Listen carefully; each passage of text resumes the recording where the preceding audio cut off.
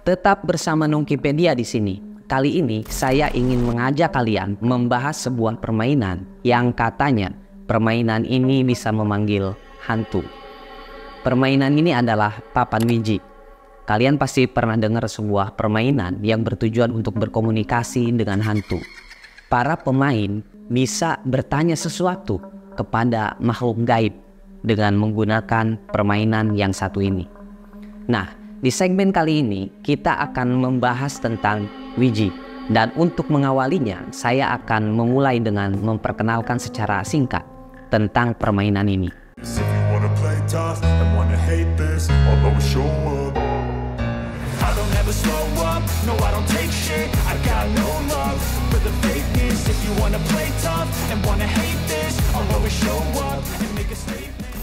Oke, Ouija merupakan sebuah permainan yang biasa digunakan oleh para pemain untuk berinteraksi dengan hantu. Permainan ini menggunakan media seperti papan khusus. Papan Ouija biasanya terdiri dari susunan abjad A sampai Z, angka 0 sampai 9, dan di papan itu ada tulisan ya atau tidak, dan tulisan selamat tinggal. Teman-teman, Ouija pertama kali ditemukan di Amerika Serikat. Tapi ada juga sih yang mengatakan bahwa permainan ini berasal dari Tiongkok. Konon di Tiongkok lebih dulu menggunakan alat ini sejak beberapa abad yang lalu. Awalnya, papan Ouija tidak digunakan untuk permainan, tetapi digunakan untuk sarana ritual yang berinteraksi dengan roh. Kemudian pada tahun 1890, papan Ouija digemari banyak orang sebagai sarana permainan. Seperti permainan pada umumnya, terdapat aturan untuk memainkan papan Ouija.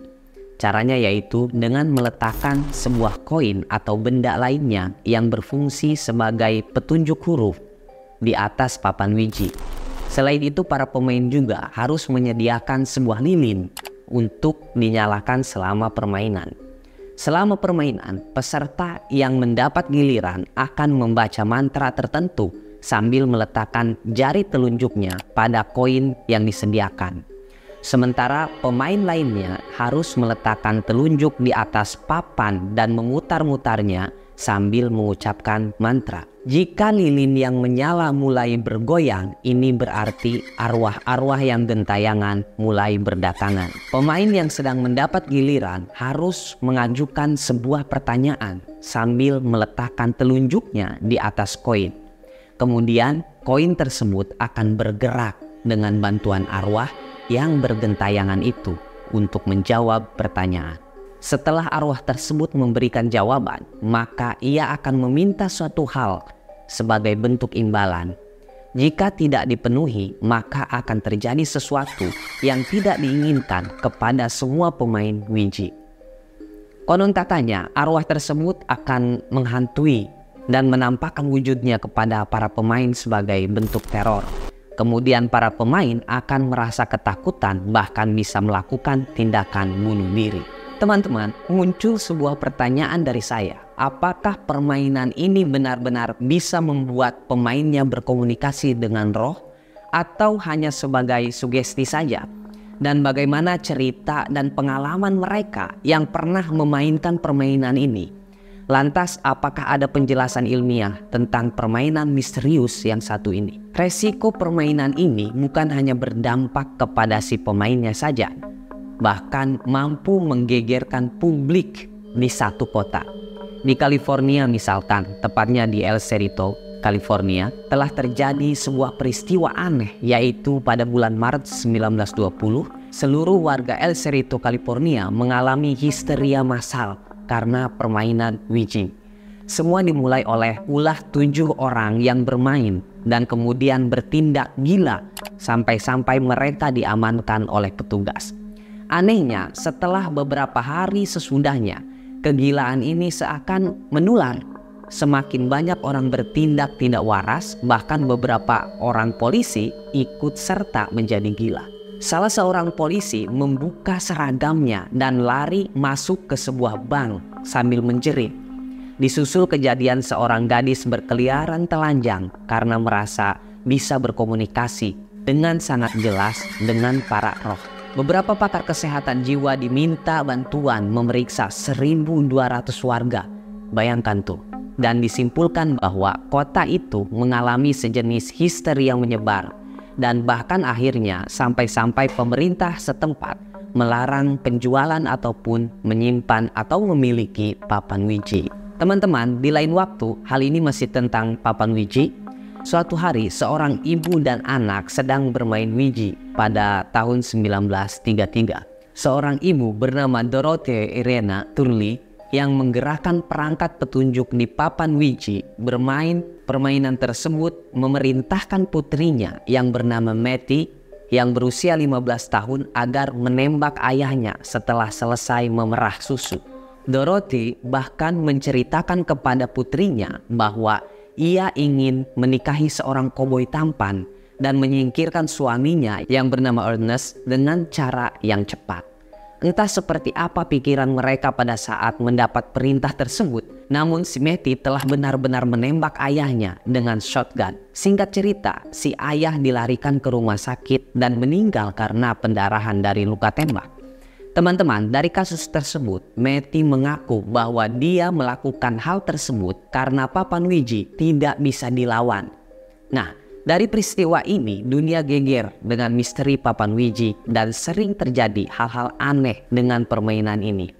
Kasus lainnya terjadi baru-baru ini, tepatnya bulan Maret tahun 2023. Sebanyak 28 siswi dirawat karena mengalami serangan cemas. Para siswi dari Claris Educational Institution di Kolombia diduga mengalami hal aneh setelah bermain wiji. Para siswi mulai mengalami perasaan yang tidak menyenangkan setelah bermain wiji. Mereka nyaris pingsan, diliputi kecemasan dan berbagai gejala lainnya. Murid-murid ini mengaku pengalaman buruk tersebut setelah main wiji. Teman-teman, bagaimanakah penjelasan ilmiah yang bisa diterima oleh akal mengenai keanehan permainan wiji? Adakah penjelasan yang bisa dimengerti tentang misteri permainan ini? Dan bagaimana dengan dampak yang bisa menghubungkan si pemain dengan para roh? Kami merangkum beberapa hal yang mungkin bisa menjelaskan misteri ini. Pertama, terkait sugesti dan psikologi. Bagaimana sugesti dan ekspektasi dapat mempengaruhi permainan wiji dan memberikan ilusi komunikasi dengan dunia gaib. Teman-teman, seorang ahli yang telah mengkaji berbagai sugesti dan ekspektasi dapat mempengaruhi persepsi manusia adalah Richard Wiseman, seorang psikolog dan peneliti di bidang psikologi paranormal. Ia telah melakukan penelitian yang melibatkan fenomena-fenomena seperti Ouija board dan mencoba untuk menjelaskan dengan pendekatan ilmiah. Sugesti dan ekspektasi adalah dua faktor psikologis yang dapat mempengaruhi persepsi dan pengalaman seseorang saat bermain Ouija board, bahkan dalam konteks apapun.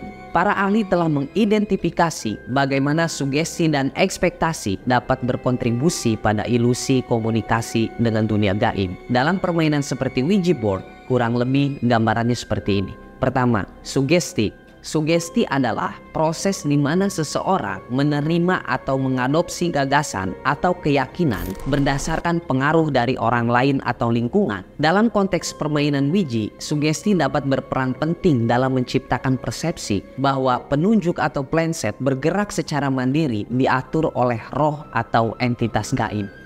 Sugesti dapat muncul dari mitos cerita seram atau harapan individu untuk mengalami sesuatu yang supranatural. Saat seseorang telah diberitahu atau mengharapkan bahwa Ouija board dapat menghubungkan mereka dengan dunia gaib, sugesti ini dapat mempengaruhi persepsi mereka tentang gerakan planset sebagai hasil dari interaksi gaib.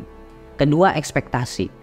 Ekspektasi merujuk pada harapan atau antisipasi seseorang tentang apa yang terjadi dalam suatu situasi. Dalam permainan Ouija, ekspektasi bisa sangat mempengaruhi pengalaman. Jika seseorang mengharapkan atau berharap akan mendapatkan komunikasi dari roh atau dunia gaib, mereka mungkin akan lebih cenderung untuk mengartikan gerakan planset sebagai jawaban atau pesan dari entitas gaib. Ekspektasi ini dapat mempengaruhi persepsi dan interpretasi mereka terhadap apa yang terjadi selama permainan. Setelah sugesti yang telah kita bicarakan, hal berikutnya yang harus kalian tahu yaitu tentang efek ideomotor. penjelasan tentang efek ideomotor yaitu gerakan otomatis yang terjadi tanpa disadari yang dapat mendasari pergerakan penunjuk pada papan wiji. Efek ideomotor adalah fenomena di mana gerakan otomatis terjadi tanpa disadari sebagai respon terhadap sugesti atau harapan. Dalam konteks papan wiji, gerakan penunjuk atau playset dapat terjadi secara tidak sengaja oleh para pemain. Sebagian karena harapan atau keinginan mereka untuk berkomunikasi dengan entitas gaib, meskipun mungkin terlihat sebagai hasil dari pengaruh supranatural, gerakan tersebut sebenarnya dipicu oleh pikiran bawah sadar dan bukan oleh kekuatan gaib.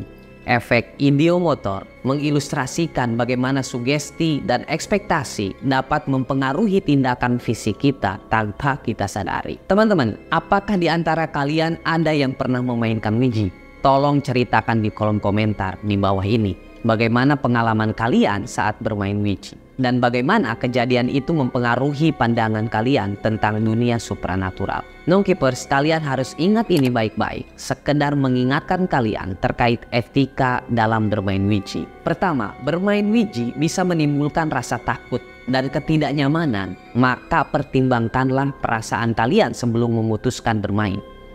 Selanjutnya, jika wiji bertentangan dengan keyakinan agama atau spiritual yang kalian yakini, maka pertimbangkan kembali untuk bermain permainan ini. Dan perlu diingat juga, seperti yang telah kita bicarakan tadi bahwa sugesti dan ekspektasi bisa menciptakan ilusi komunikasi gaib. Pengalaman bisa dipengaruhi oleh pikiran bawah sadar, maka hati-hati dengan pikiran kalian. Dan demi keamanan dan kenyamanan, lebih baik kalian mempertimbangkan untuk lebih memilih alternatif hiburan yang ringan atau kreatif. Teman-teman, permainan seperti wiji mungkin lebih terkait dengan psikologi daripada komunikasi gaib.